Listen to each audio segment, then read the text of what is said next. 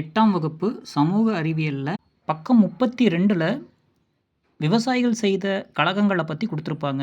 சாந்தல் கழகம், indigo கழகம், பாப்னா கழகம், தக்கான கழகம், பஞ்சாப் விவசாயிகள் இயக்கம், கேடா சத்தியாகிரகம், மாப்பிள கிளர்ச்சி, பர்தோலி சத்தியாகிரகம். ஸோ இந்த மாதிரி 9 போராட்டங்களை கொடுத்துருப்பாங்க. அதை ஷார்ட்டாக எப்படி ஞாபகம் வச்சுக்கலாம் அப்படின்னு சொல்லி பார்க்கலாம். ஏன்னா இயர்ஸ் எப்போ நடந்துச்சு அப்படின்னு கேட்பாங்க. இல்லைன்னா ஆர்டர் வைஸ் மேட்ச் பண்ண சொல்லுவாங்க. இல்லைன்னா மேட்ச் த ஃபாலோவிங்கில் கேட்பாங்க. இல்லைன்னா வருஷம் இந்த வருஷத்தில் கூற்று காரணத்தில் ஏதோ ஒரு வகையில் கேட்பாங்க. இது நல்லா படிச்சுக்கலாம். இதுக்கான ஷார்ட்கட் ஈஸியாக பார்த்துடலாம். இதில் 9 போராட்டங்களையுமே ஆர்டர் எழுதியிருக்கேன். அதோட வருஷத்தையும் நான் புஸ்தகத்தில் இருந்து எழுதியிருக்கேன். ஓகே, இதில் என்ன ஷார்ட்கட் அப்படின்னா, சந்தை இன்னைக்கு பாரு, தக்காளிக்கு பஞ்சம், சாம்பார் கேட்டார், மாப்பிள்ளை பாரு. ஓகேவா? சந்தை இன்னைக்கு பாரு, தக்காளிக்கு பஞ்சம், சாம்பார் கேட்டார், மாப்பிள்ளை பாருங்கிறது தான்.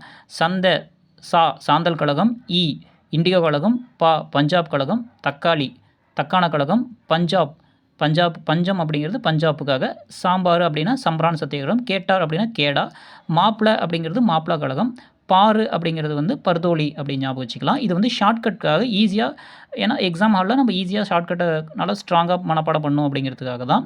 இது ஒன்லி ஃபார் ஷார்ட்கட் மட்டும்தான். ஓகே, இதில் ஒரு 9 நம்பர் ஞாபகம் வச்சுக்கலாம். 59 35 0 78 19. அதில் 2 2ஆக பிரிச்சுக்கிங்க. சைஃபருக்கு நேராக 1 மட்டும் போட்டுக்குங்க.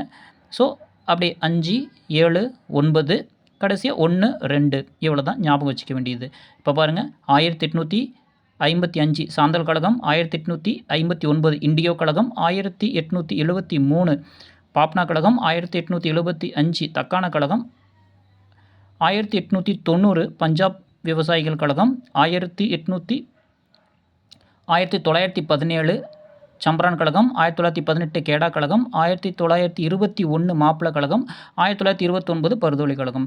இதில் 9க்கு 0 9 இருக்கு இல்லையா, அது இந்த சைடு பார்த்தோம்னா 1800 நடந்திருக்கும். இந்த சைடு ரைட் சைடு பார்த்தோம்னா 1900 நடந்திருக்கும். இவ்வளோ தான். திரும்ப சொன்ன பார்த்தா ஈஸியாக இருக்கும். சந்தை இன்னைக்கு பாரு, தக்காளிக்கு பஞ்சம், சாம்பார் கேட்டார், மாப்பிள்ளையை பாரு. இவ்வளோ தான். நன்றி.